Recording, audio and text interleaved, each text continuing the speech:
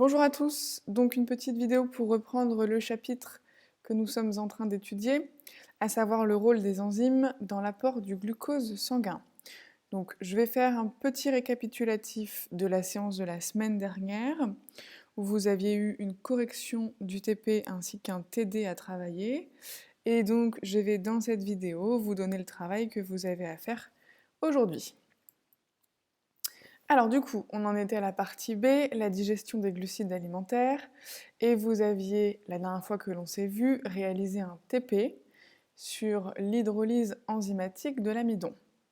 Donc plusieurs tubes avaient été testés dans des conditions différentes. Dans le premier tube, il y avait uniquement de l'eau distillée à 37 degrés. Dans le second tube, vous aviez de l'amylase à 37 degrés. Dans le troisième tube, vous aviez de l'amylase placée à moins 4 degrés. Et dans le quatrième tube, vous aviez de l'amylase non pas placée à 95 degrés, mais à 85. Et vous avez donc dû effectuer des tests à l'eau iodée ainsi qu'à la liqueur de Feeling. Alors, tableau des résultats. Donc, dans le tube 1, bien évidemment, sachant qu'on avait de l'eau, il n'y a aucun catalyseur. Le test à la liqueur de Feeling est négatif, le test à l'eau iodée est négatif. Dans le tube 2, en catalyseur, nous avions de l'amylase placée à 37 degrés. Le test à la liqueur de Feeling est positif, tout comme le test à l'eau iodée. Dans le tube 3, amylase à moins 4 degrés. Le test à la liqueur de Feeling est négatif ainsi qu'à l'eau iodée. Et enfin, tube 4, amylase à 50 degrés. Le test à la liqueur de Feeling est négatif, ainsi que le test à l'eau iodée. On peut donc déjà émettre une hypothèse qui est la suivante. L'amylase ne fonctionne que dans un certain intervalle de température. Alors, on sait que l'eau iodée révèle l'amidon et que la liqueur de Feeling révèle le glucose. Dans le tube 1, sans amylase, bien évidemment, on a toujours de l'amidon. Il n'a pas été découpé, il n'a pas été dégradé. Alors que dans le tube 2, où on a de l'amylase en catalyseur, il n'y a plus d'amidon mais du glucose. L'amylase a donc permis l'hydrolyse de l'amidon et l'a accélérée, car on sait que cette réaction se fait spontanément en plusieurs jours. Ici, ça s'est fait en quelques minutes. À moins 4 comme à 50 degrés, l'amidon est toujours présent, l'hydrolyse n'a pas eu lieu. Donc l'amylase agit à 37 degrés dans des conditions proches du vivant.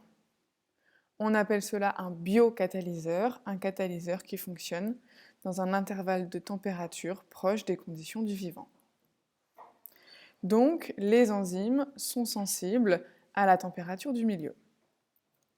Conclusion. L'amylase est l'enzyme qui permet l'hydrolyse de l'amidon en molécules de glucose. Sans amylase, la réaction a lieu, mais elle va prendre beaucoup plus de temps qu'avec amylase. Une enzyme telle que l'amylase fonctionne à une température de 37 degrés et à un pH égal à 7. Les enzymes nécessitent des conditions particulières pour fonctionner. On appelle ça les optimums de fonctionnement.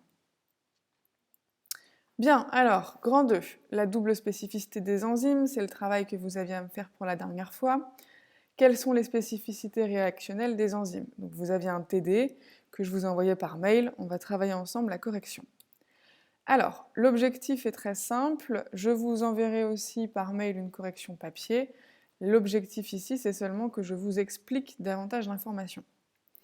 Donc, le document 1, il nous apprend que la saccharase est une enzyme de l'intestin grêle et qu'elle va permettre l'hydrolyse du saccharose. Le saccharose étant un polymère de glucose, d'accord, un polymère à 12 carbones.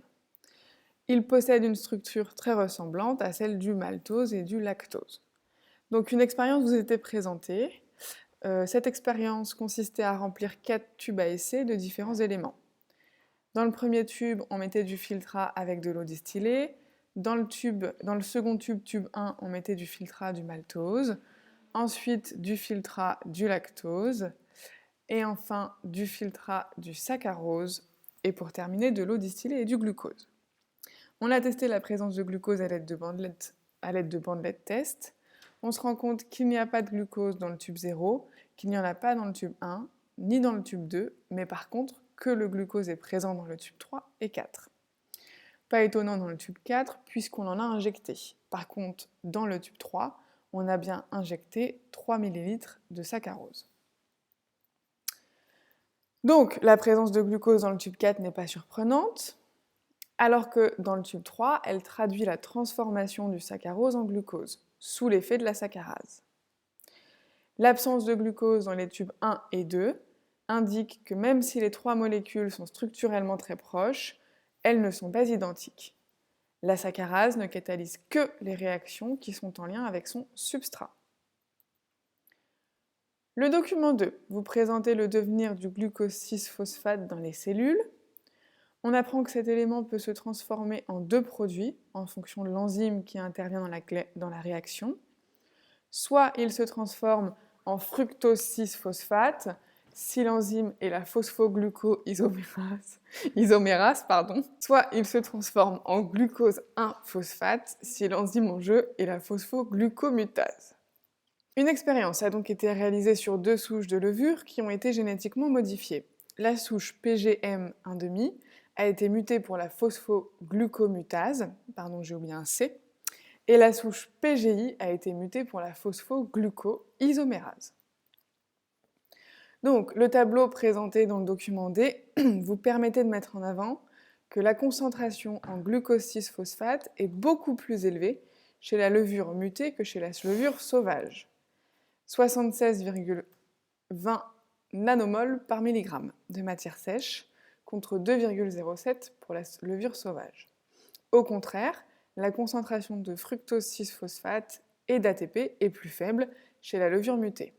De par sa mutation, PGI1 ne peut plus transformer le glucose 6-phosphate en fructose 6-phosphate, donc les levures ne peuvent plus créer d'énergie.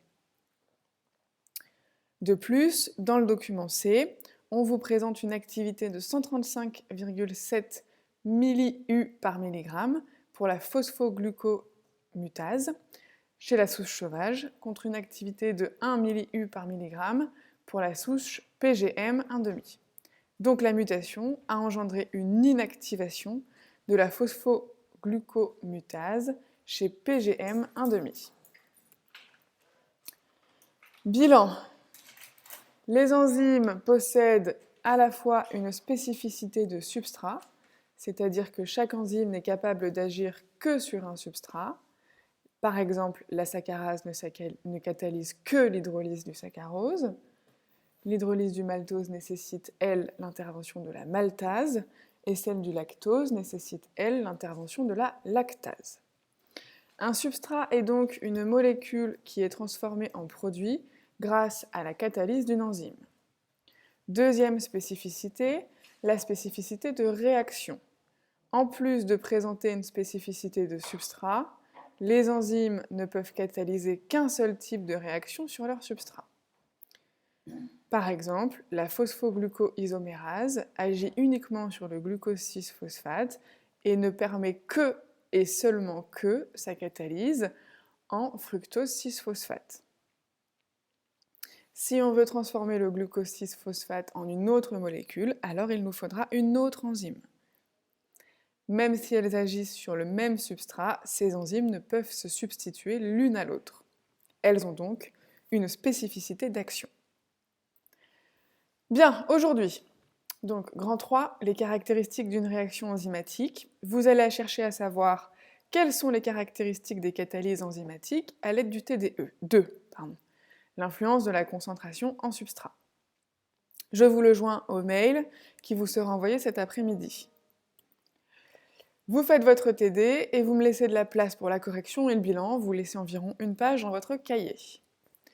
On passe ensuite au grand 4, la configuration spatiale des enzymes. En quoi la configuration spatiale des enzymes explique-t-elle leur haute spécificité ? Donc on a pris l'exemple de l'amylase que vous pouvez voir en représentation rastop. On observe donc l'amylase qui est l'enzyme. On a coloré en bleu-violet son site actif et en rouge un fragment d'amidon. Donc on voit bien que l'amidon vient se lier, vient se fixer à l'amylase sur une partie bien particulière qui est appelée le site actif. Donc, la protéine est de forme globalement globulaire et on a un espace qui est réservé à la liaison enzyme-substrat. Comme je vous l'ai dit, cet espace se nomme le site actif et il est composé d'un ensemble d'acides aminés qui sont clairement définis. Pour le cas de l'amylase, les acides aminés qui constituent le site actif sont les suivants. Alors, on ne va pas en faire la liste, je vous l'ai mise par souci de culture scientifique, vous n'avez bien évidemment pas à les connaître. Le site actif correspond donc à la partie de l'enzyme qui interagit avec le substrat pour réaliser la catalyse. Si certains acides aminés sont modifiés, par mutagénèse dirigée, alors la structure de la protéine ne sera plus la même et la liaison avec le substrat sera beaucoup plus difficile.